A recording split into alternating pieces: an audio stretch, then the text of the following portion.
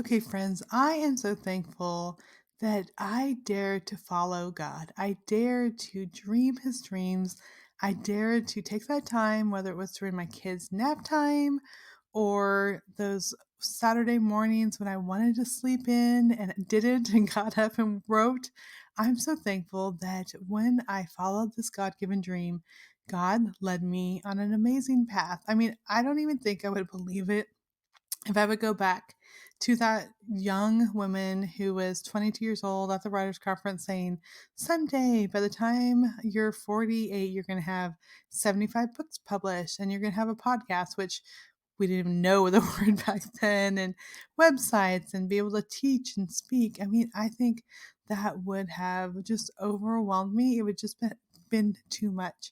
But the amazing thing is that when we follow God, he will take us one step at a time, exactly where He wants us. And I love that. And we'll be talking about that today with my friend, Rachel Swanson. Now, we're going to be talking about her new book, Refine and Restore, Revive Your Heart, Release Your Purpose. And we're going to be talking about how God took her on this unexpected journey. He gave her this desire to write, but it has turned out far differently than she would have imagined, including a book, her first Big and Little Devotion book, that ended up hitting the bestsellers list. And I just love how God has a plan for us. We just need to take those steps. Rachel will be talking about that today and how even though the steps don't always lead where we want them to or we think they should, that God will refine us and restore us along the path. So enjoy this conversation with Rachel.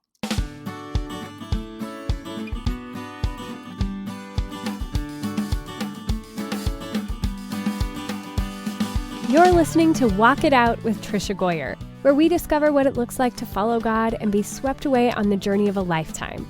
Author of over 70 books, mom of 10, yes, 10, homeschooler and speaker, Trisha Goyer will explore what radical obedience to God's Word looks like.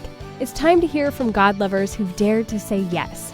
Listen in to heart chats and learn how others overcame doubts and fears. Discover how God used ordinary people to impact others one step at a time. If you're ready to get radical, get going, and make a difference in this world, you're at the right place. Here's your host, prolific writer, world traveler, people lover, and mega nap taker, Trisha Goyer. Well, on Walk It Out today, I am talking to a new friend, Rachel Swanson. So welcome, Rachel. Thank you. So glad to be here. I'm so glad you're here. It's going to be so fun just to get to know you better. I mean, I follow you on Instagram. You know how you like kind of see people on the outskirts and you're like, oh, I got to talk to her in real life. This is so fun. Absolutely. Yes. So why don't you just start by telling us a little bit about yourself? Yeah. Well, I am a mom to 3 little kids. Actually, they're not as little, I guess, anymore. I keep thinking, like, gosh, they're getting bigger and bigger. But I have 2 twin 7-year-olds and a daughter who is almost 6.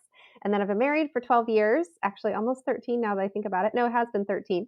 And yeah, I do writing as well. I'm a speaker here and there.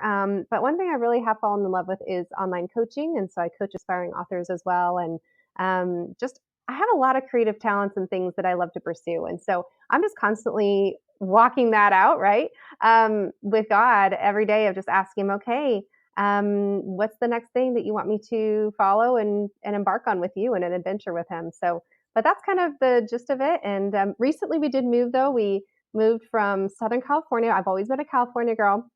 And we moved from Southern California to kind of the rural hills of Southern Idaho.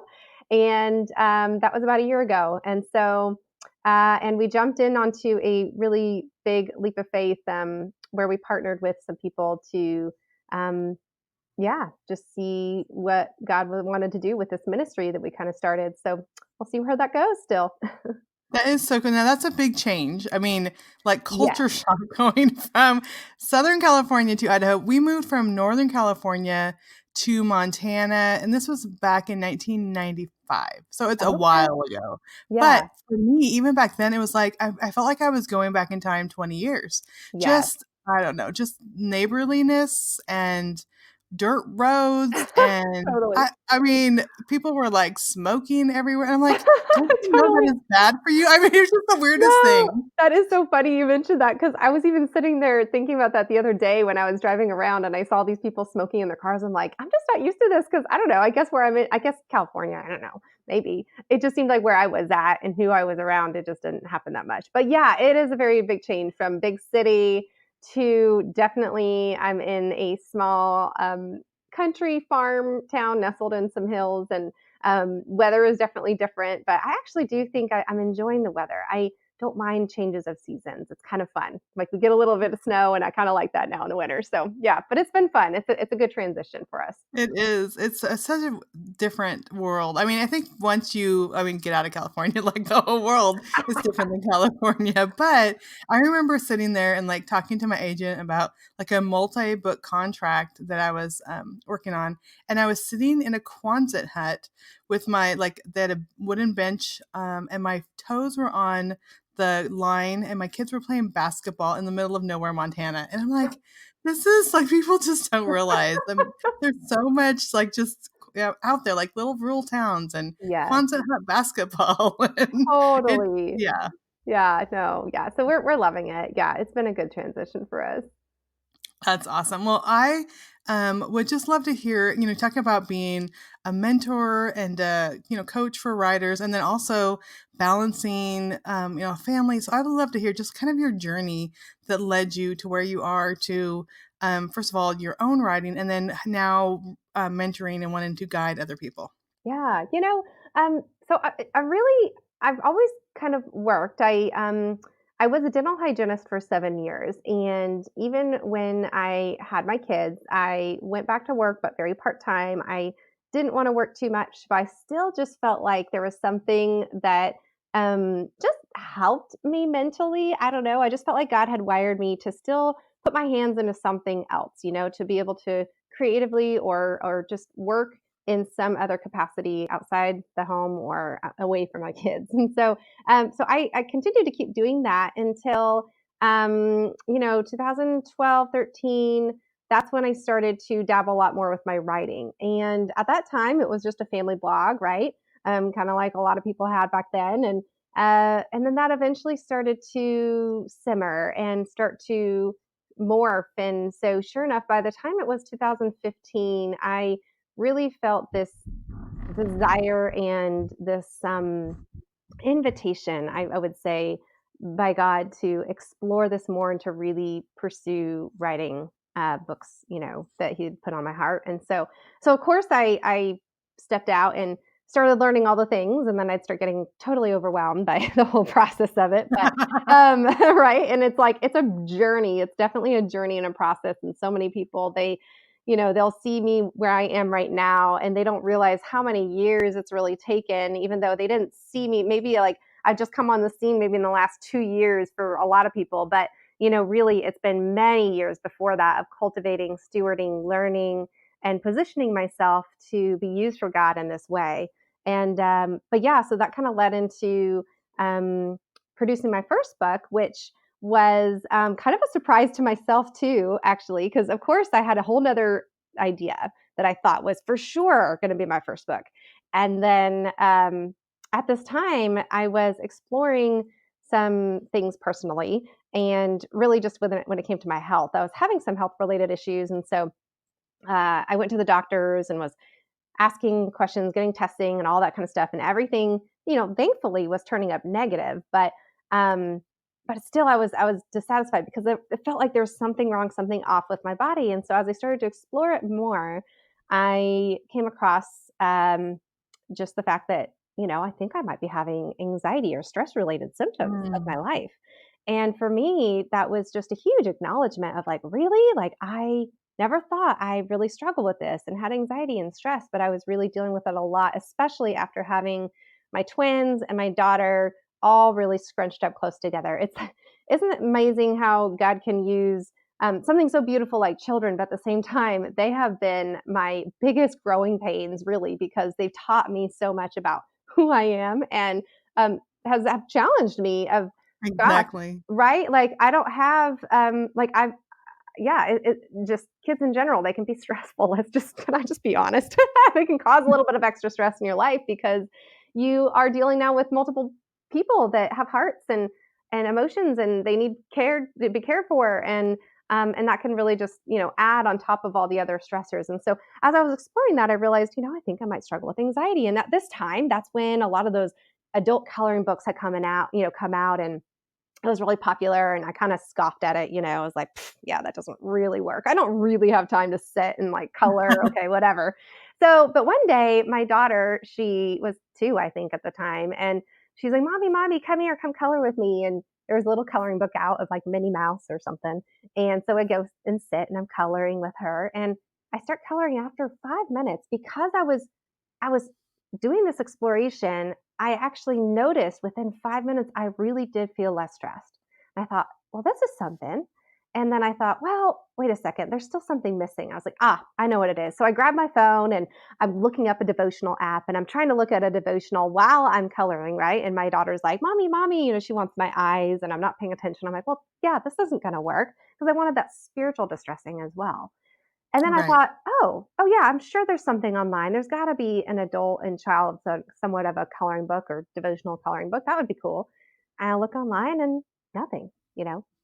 And sure enough, that's when I felt like God had told me in the back of my mind, He's like, you need to create this book. This is a book I've Mm. designed you to create right now. And so I threw my other project aside and just dove right into this one. And sure enough, it got picked up on and became a national bestseller, which was totally a huge surprise.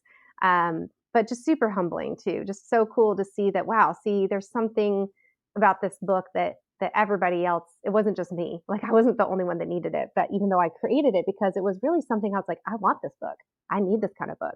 And so I created it. And so yeah, it's just designed where it's face to face, and you color together. It's like coffee shop style, and they have their side, and you have your side, and you have devotions and scripture, and it's just a great way to just sit and relax and enjoy with your child, or you can even do it. I've even heard people doing it with their grandmothers, or just to have fun and just time of connection. But that's been really fun, and then it's led to multiple other projects. So it's been great. Like over time, it's fun to see how things continue to morph and change. And because of that and the success I had with that, and now having multiple other book contracts, um, and now releasing some more books, been asked by a lot of people, like, how do I write a book? How did you get published and all these things? And that's when I also started to dabble into coaching and found that that's also another really a true gift that I have is coaching and mentoring um, through things. But one thing that I still feel like I do that's different is, um, I can't dissect away from the spiritual component of coaching as well. And so I really incorporate it's a full gambit of not just the practical tools to how to become an author, but it's also how can we build you up into being the leader that you need to be, have the spiritual stamina that you'll need to have to walk out this calling for the long haul. Because I see so many authors, especially Christian authors, get burnt out, feel overwhelmed, and not be able to stay strong because they're maybe doing too much. They're not they're leading in this place where it can be really hard when your ministry is sharing about God, right? And you're doing all this stuff that to everybody else on the outside, you're sharing God's love and pouring it all out. But what are you doing for your own pouring in? And it can look like because you're in the Word and you're sharing and all that it's fine. But you can then start to feel a little hollow if you're not taking time to really see God in those quiet places of your own heart and your own life. And so that's what I felt like God had told me. This is something that you need to, and I want you to pursue with me. So I've started doing that, and gosh, it's continued to just lead to so many other fun things like podcasting and connecting with other people on podcasts, and it's just been so fun. You know what I love? I mean, I so many times, everyone I talk to, there is this moment of relinquishment where we're walking, where we think like this is a good direction. Like I'm following God. I see these natural gifts. Like I want to write, or I want to do, help kids in the inner city, or whatever it is. It's in our mind. It's always like it's a good thing. It's not like we're pursuing things that are wrong or Mm, bad, but God will just like, okay, you're. you're kind of in the right direction, but here, like, let's go this way and let's change things. And I mean, and how, Yeah. you know, these health concerns end up being uh, kind of the thing that lead to a larger vision that God had for you that Yeah. you didn't even realize at the time. And I think so many times in life we were praying for this one thing, and God saying, "Okay, that's a good thing, but wait, I have so much more." And I just Totally. love how you're an example to that. And so that's, you know, I think that's so important too. But also the spiritual foundation. I've been talking about this a lot with writer friends about, you know, so many times, like, we have to have it, we have to have a strong foundation to build anything on, because like the Absolutely. house of cards, or when it talks about the wise man built his house upon a rock and the foolish man built his house upon the sand. You know, I'm Yeah. thinking of when I first started writing, I was 22, Mm. pregnant with my first conference, like this very young new Christian, Yeah. had been a teen mom. And you know, for years I pursued, and just the doors would close. I'm like, God, I don't understand. And Yeah. really it goes back to those times I got up early, spent time in my Bible, time in Yeah. prayer. Like, I needed that spiritual foundation before I had anything to offer to other Absolutely. people. Gosh, there's so many times I sit down and I don't have any words. Like I don't know what to say.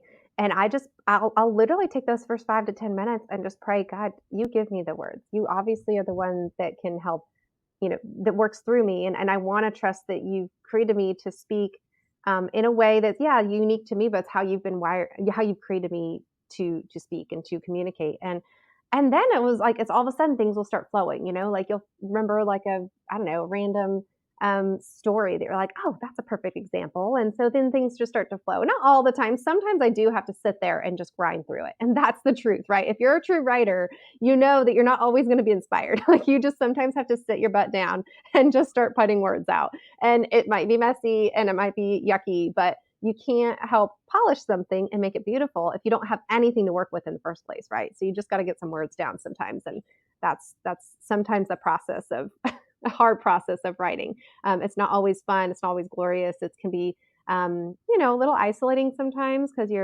um, you don't have coworkers in a sense, but the nice thing is once you start, thankfully these days, there's online communities like this and or places where you can connect and have podcasts and you connect with other like-minded people or people doing some amazing creative work out there, and you can feel like you're not so alone, right?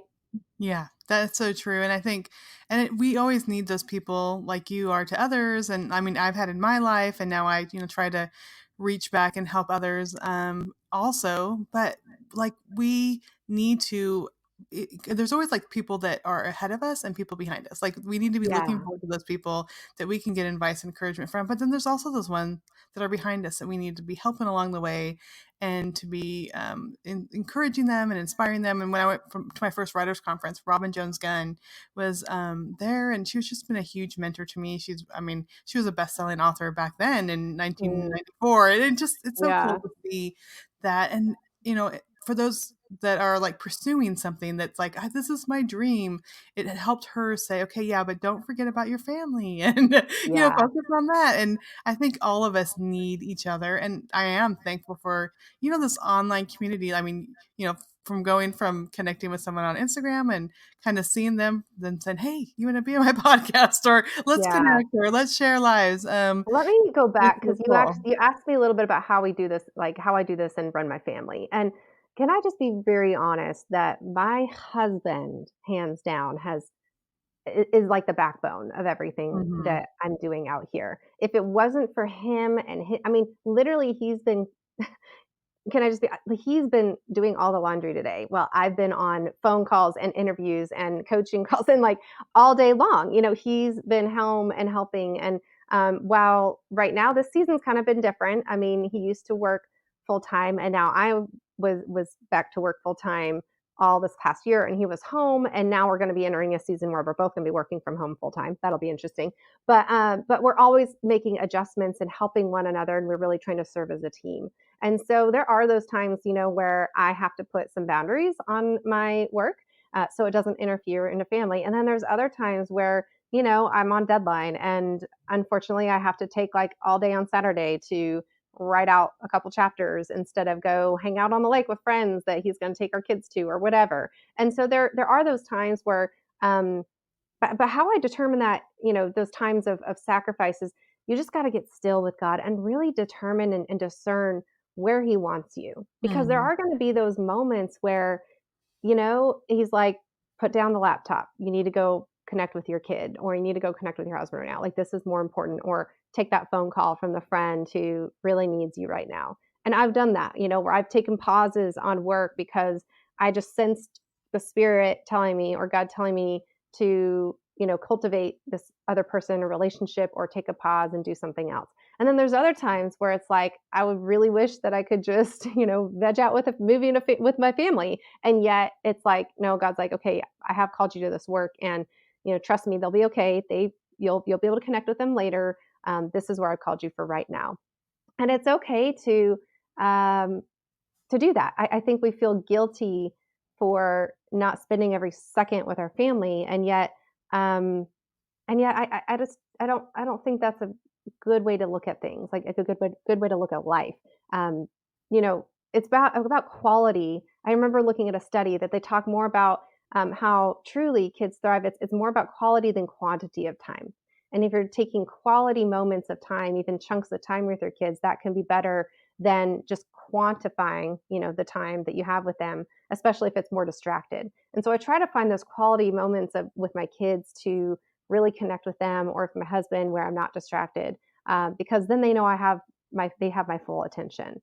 And I don't do that all the time, right? Like, sometimes I don't do that right, but I do try. That is my goal, to be living in that way, so that we can all thrive as a family, and make that balance kind of work. And then asking for help. Gosh, I have asked for help multiple times. I've had in the past, even I don't do. I'm not a one woman show. Like, I have an assistant that helps me, some hours a week. And I have friends that have helped me with certain things. And I've had a house cleaner that helps with the house. It's like, there are things that I've paid into to help me be able to do some of this work, and spend this time on my work, so that, um, but not sacrifice all the other duties of my household. You know what I mean?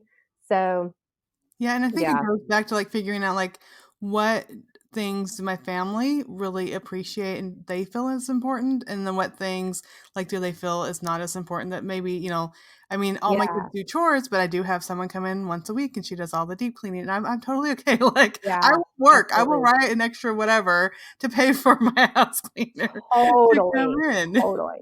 because I that's, yeah, important to I me. used to do that too. I mean, and then recently we did have to cut back from that one, but just because we're looking at things. But yeah, for a while I was like, it is worth it for me to hire somebody to do deep cleaning like once a month, and I just was totally fine with that, because it enabled me to free up the time that I could spend then doing my other work, that I felt like that's where my work needed to be, as well as, or just need to be able to spend more time with my family, because that all takes time.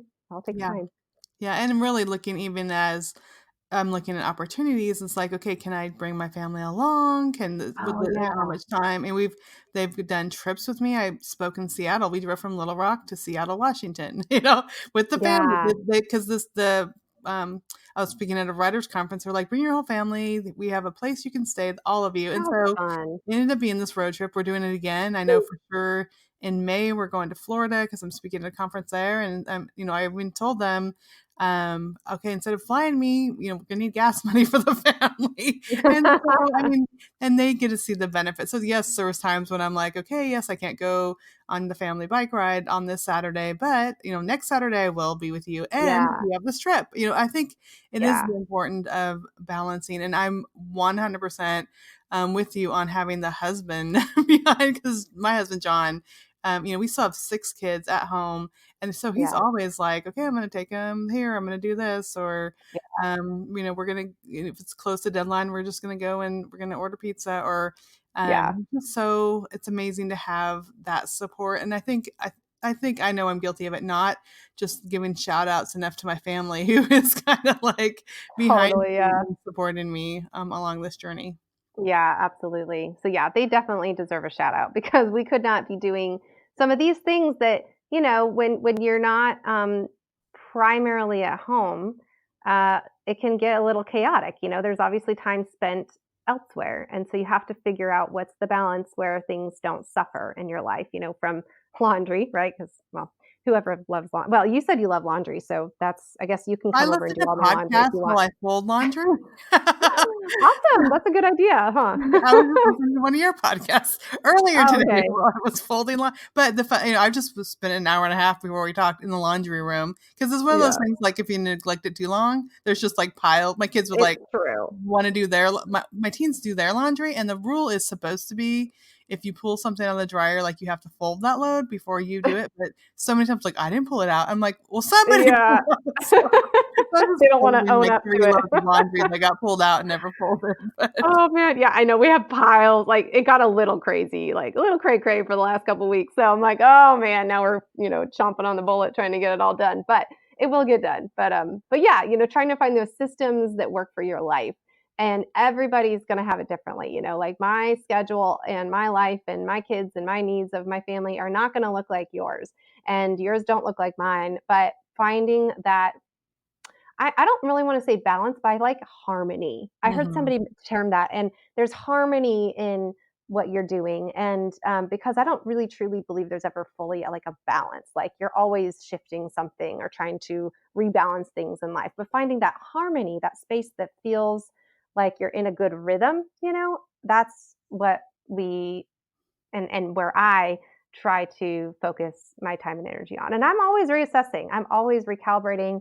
Things change, seasons change. I mean, we're just about to enter a new season again of my husband working and and that changes things, right? It changes the dynamic. And so constantly shifting and seeing, okay, where how can I be continuing to steward the passions or talents or time that I'm spending here, volunteering, whatever it is you're doing, as well as being able to make sure that I'm stewarding my family well at the same time. And Yeah, it yeah, seems like it's almost a weekly thing, like, "Okay, this week." yeah, daily, probably minute, Yeah, every hour, yeah. trying to make sure it's all working smoothly.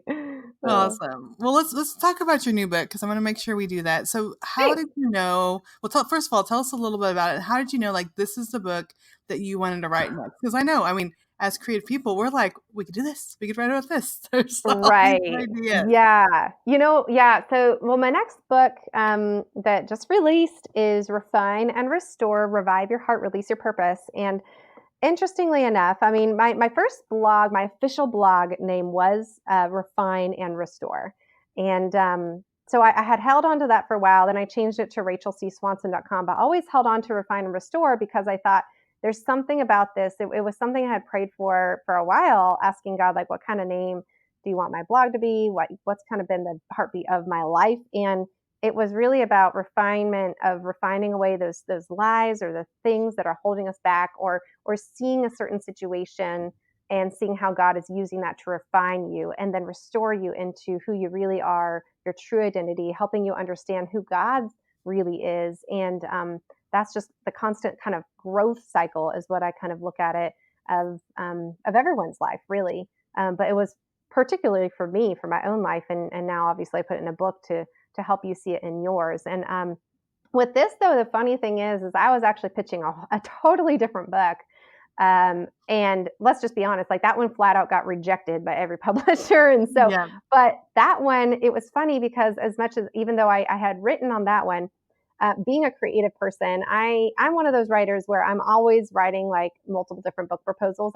If I have another idea, I just have to like purge it out. And so I'll just write like an outline of, like another book idea. And so I did have this there was one day when I was like, I just need to get this one out. Like, I feel like there's something in it. And it was, my Refine and Restore book. And so I purged some information. It was just like basically some chapter summaries or whatever during the process while I was pitching my totally other book that I thought for sure was going to go to contract. And what happened was actually, I get a publisher who came back and they said no to that other one, but they're like, well, what else is Rachel working on? And so my agent asked, he's like, so do you have another project you're working on? I said, well, yeah, but it's really not ready yet. Like I have, this. He's like, well, like just send it over to me and I'll take a look at it and see if we can, see if we can maybe work on getting that to be sent. And so I sent it to him. Well, sure enough, he actually sent that thing over. He didn't even like, he liked it enough. He was like, I'm just going to send it. So he sent that over, and apparently they liked it and they wanted more. And I thought, oh gosh. And so I literally was like dragging my heels, though. It took months until I got like another chapter. And then they wanted like another chapter. And then that one passed. But then the next one was interested in this book. And so then we'd send it over there. It was so funny. It was like God dragged me along because I did not feel ready to write that book at that time. And it literally was about a year later. And I was finally like, okay, God, I think you're wanting me to write this one. And I think I'm finally ready to write it. And sure enough, it was like that next month, I got a book contract with it. And so it was just so funny. And then it was super quick. Like I had to write it in basically 2 months, which was insane. But it was one of those books where I knew I could write it that quickly because it's been the heartbeat of what I've been talking about, sharing about, just what I've been living for the last 5 to 6 years. And so, yeah, so it's all about like refining. It's really my story of faith. I didn't grow up as a believer. And so the first couple chapters is really kind of one of my pretty miraculous testimonies of how God met me and showed up in my life in a way that I just knew the truth of who God really was. And then going through all the really just the challenges and the areas where I've just kind of messed up in life and just how God's refined and restored me in those areas. But 5 kind of key ones that a lot of us women struggle with, but we are too scared or too afraid to admit. Some subtle areas of our life that we shove off and pretend like are not really a big deal, but they are. And so I walk people through that, then go through to really understanding who we really are, how we've been created, inviting people into the questioning process of, what is my purpose? What's my calling in life? What kind of talents and gifts do I really have to offer? And then helping them step out and release those gifts, those purpose, the dreams that God really has for you into places that you start to experience the depth of who God really is. And so, I'm kind of a living, walking testament of this too, because I mentioned, right, that we moved, and there's a way bigger story involved with that move.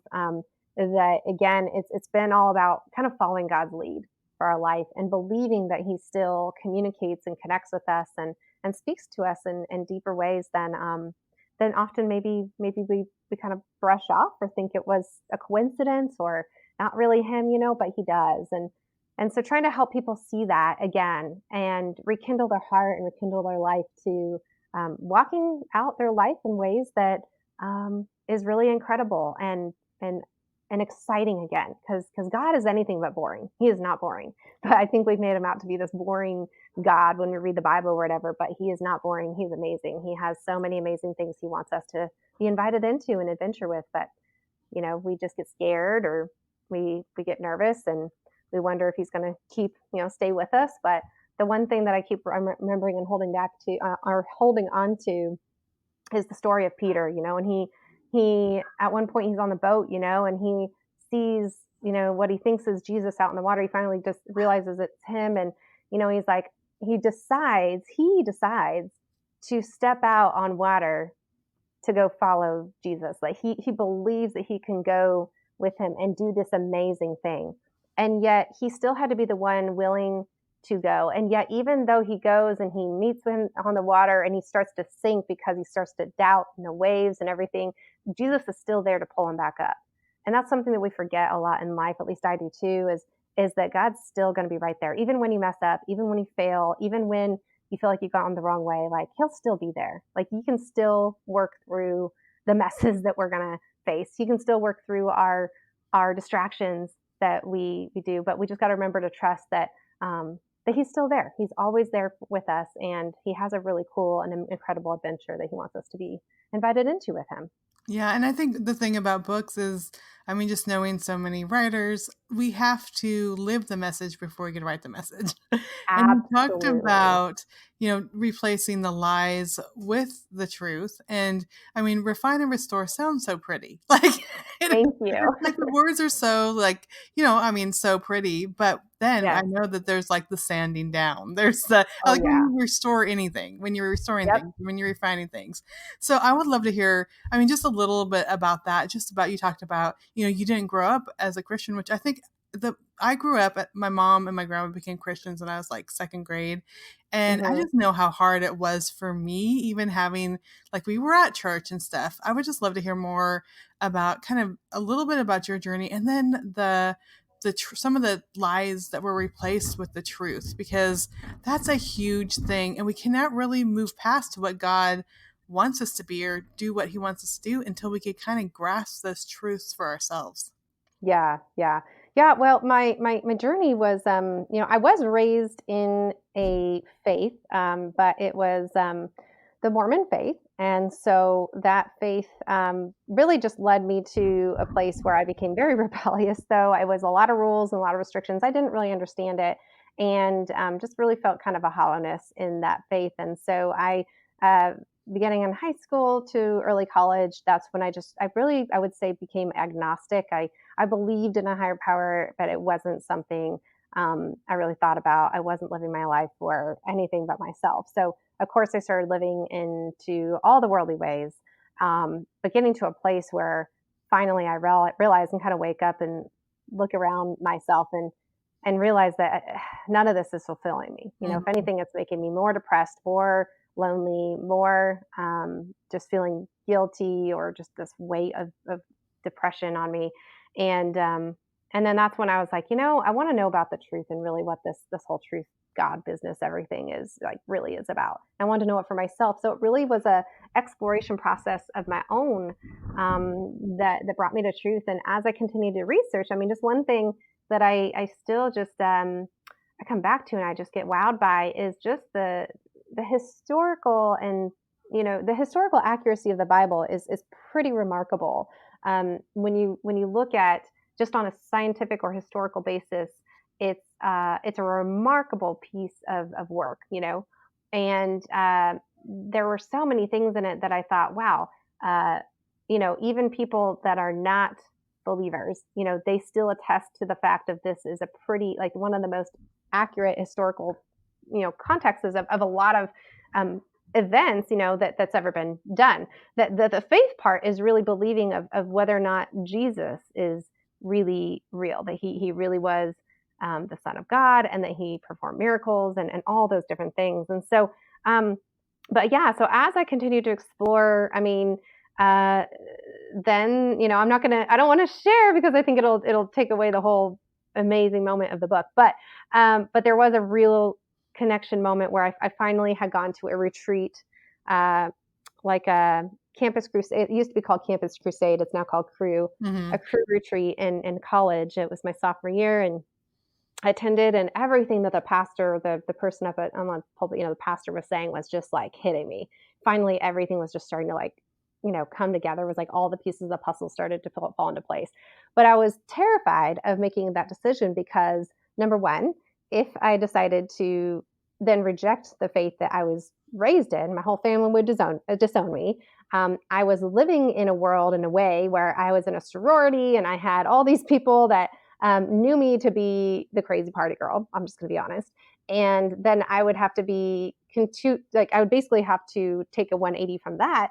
And then, they'd all reject me. And so I got to this point of like, I'm not going to have any friends. My family's going to reject me. And, do Wow. I really want this? And so, but it got to this point where I couldn't deny it any longer. And um, just so many instances of the Bible that resonated with me and spoke to me and just showed me the truth of who Jesus really is and how personal he really is and how much he really loves us. And so, yeah, so then I accepted him into my heart. And, I would like to say I never looked back, but I mean, I didn't in a sense, but was it easy? No, it was a very rocky road for many years after that. And I wasn't perfect. I was still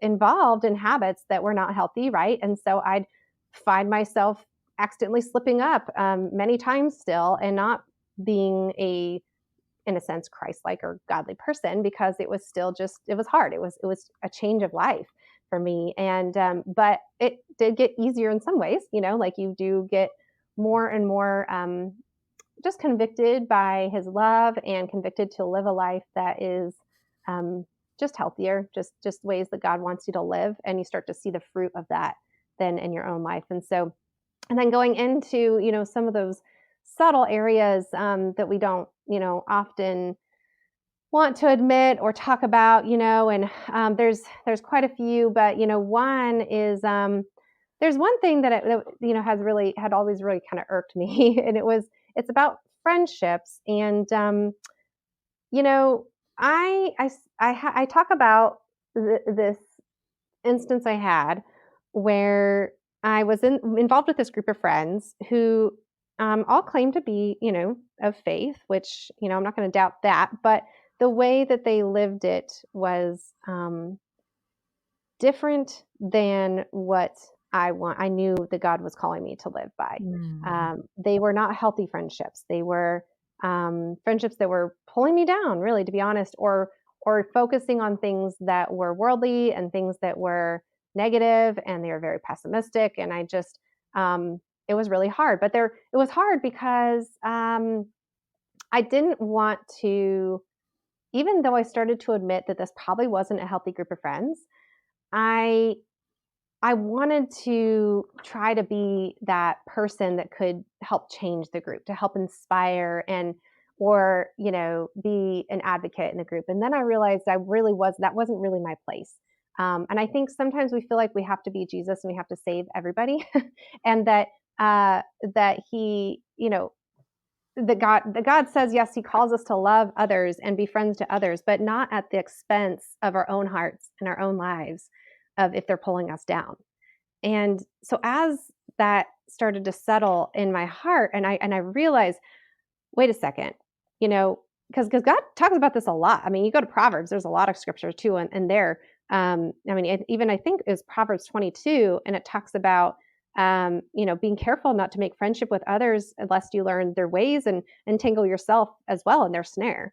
Meaning, there are some relationships that just may not be really healthy, and it's Yeah. okay to like disengage yourself from those relationships, because guess what? It's going to promote an even deeper relationship with God that you didn't even realize was happening, that was disconnecting, or God will continue to bring other friendships that are healthier and more positive in your life.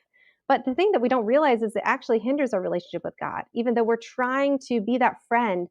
But you know what? I definitely believe in times where we are meant to lean in and to press in and try to, make this relationship work. But then I also believe that we're not meant to do that for every single one. That there are some, God says, don't worry, just let that go. I will bring somebody else in to love them when you can't.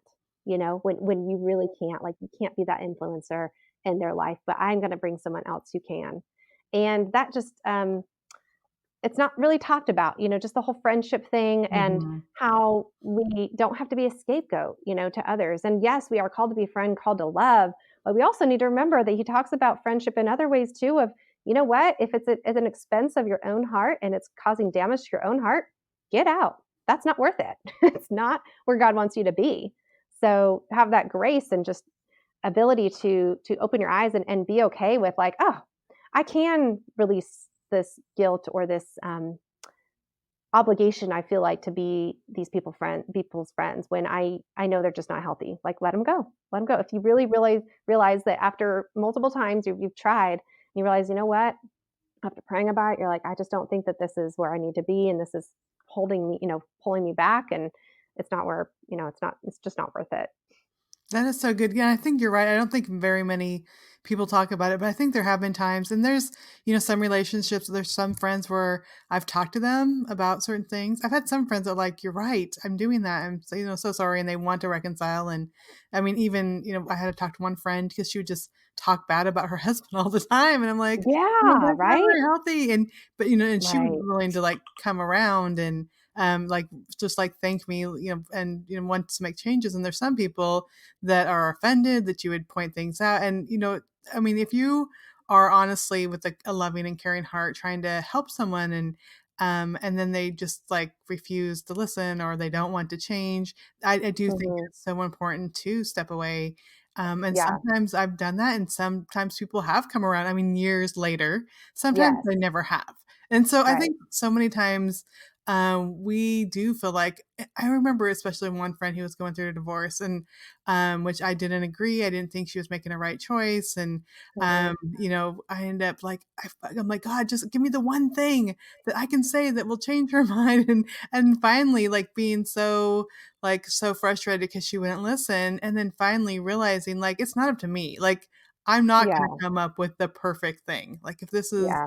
in her heart, and later years and years later, we reconciled, and she's like, I wish I hadn't had made that choice. And but Mm, I couldn't have in the moment come up with the one thing because it was yeah, like her internal struggle. I think so many times we do feel like we can change things, or we could change our friends, or we need to be the one person. And sometimes I definitely felt in that situation God just asking me to back away, to leave her in his hands. And I'm thankful now that we're friends again.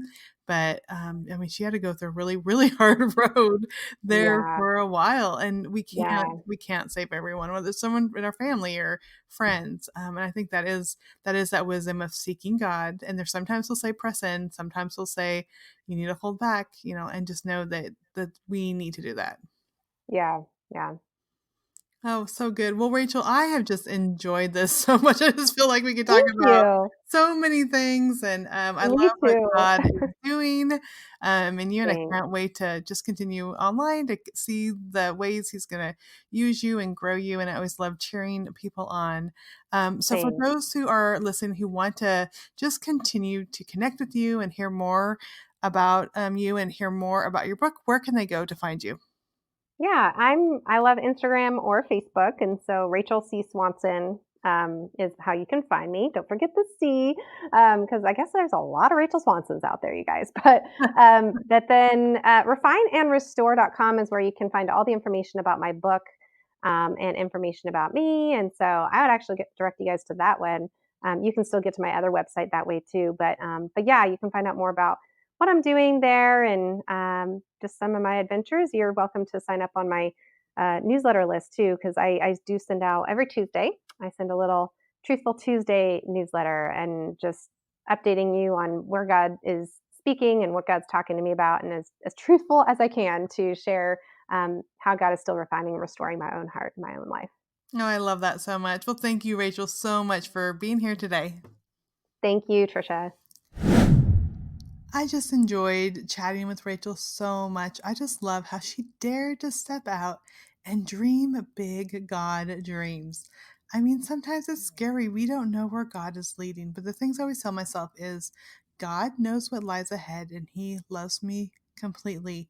So why shouldn't I trust Him? Why should I think that I know better when I don't even know what's coming ahead? I have no idea what is even going to happen in the next 5 minutes, let alone the next 5 years. So we, friends, just need to trust God, knowing that He's going to be with us every step of the way. Now, one of the verses that really came to mind as I think about her book title, which is Refine and Restore, and that is Psalm 51:12.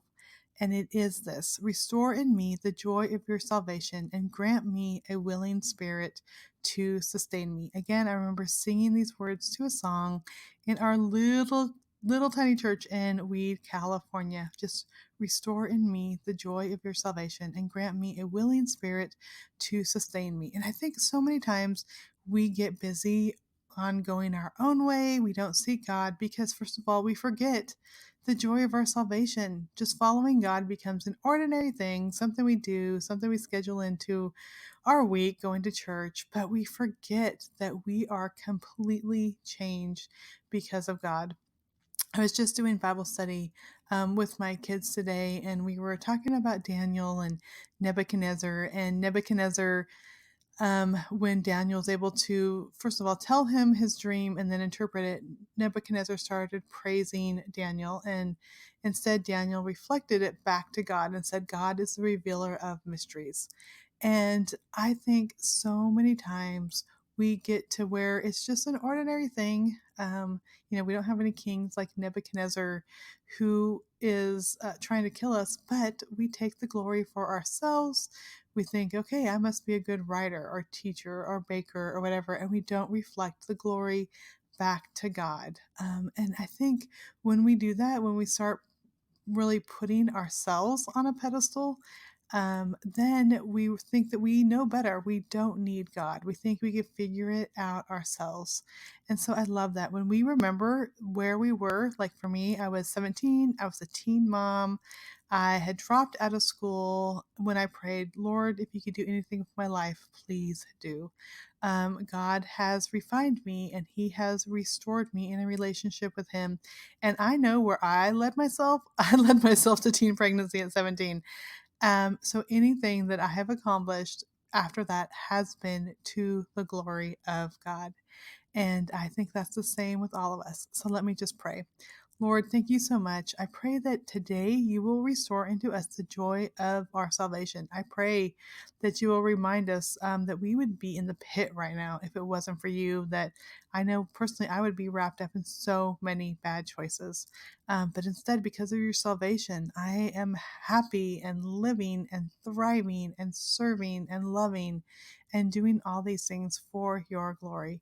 Lord, I pray that you will grant me a willing spirit, just like Rachel did, to take these steps of faith and to follow you, God. I pray for every listener out there that you will give us willing spirits after we are reminded of the joy of our salvation, that you will give us willing spirits to follow you. I thank you for all that you do in our lives. In your name we pray. Amen. Well, friend, thank you so much for tuning in to Walk It Out today. I just love this time that we have. I wish you and I could go out to coffee and chat. I'm sure we could talk about so many things. But if you enjoyed this podcast, I would love for you to share it with a friend. You can go to walkitoutpodcast.com. You will find all the show notes. You will find links. You can just even copy and paste the web address for your favorite show, put it up on your Facebook page or Instagram page, and tell others to tune in. It really makes a difference. I just love to know that this podcast is growing, that people are enjoying, and that it's worth the time I'm taking away from my writing and my family to share it. So thank you again. I pray that you will be encouraged and blessed. Thanks for listening to Walk It Out. Head over to the show notes for this podcast and all past episodes at www.walkitoutpodcast.com. If you love the show, share it with someone you know who can make a radical difference in the world. We love new friends. See you next time.